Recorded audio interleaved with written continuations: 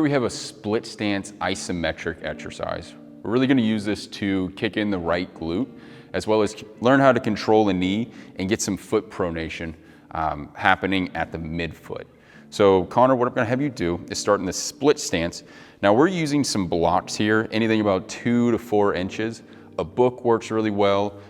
You can use a cork yoga block. Just make sure it's not something too squishy like a foam yoga block. So again, Connor, we'll get started here.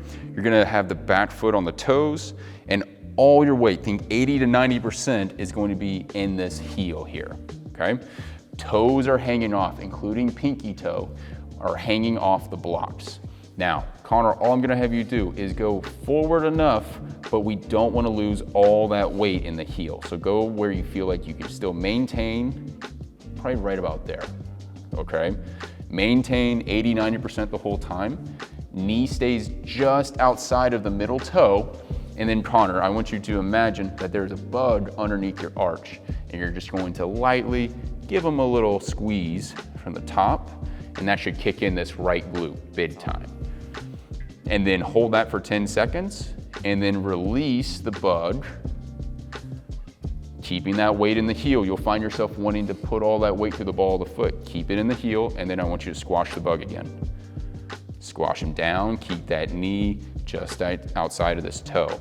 You're gonna find yourself either wanting to put your weight in the ball of the foot, or that knee is gonna wanna dump in. We're trying to dissociate and create rotation at the tibia and at the midfoot in opposite directions.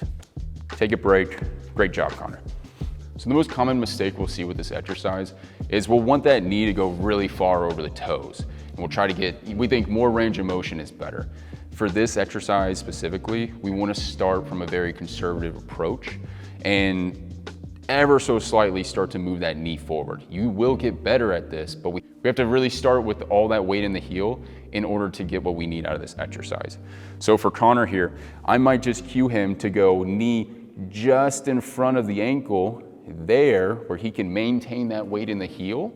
And then from here, he starts to squash the bug, keeping the knee out.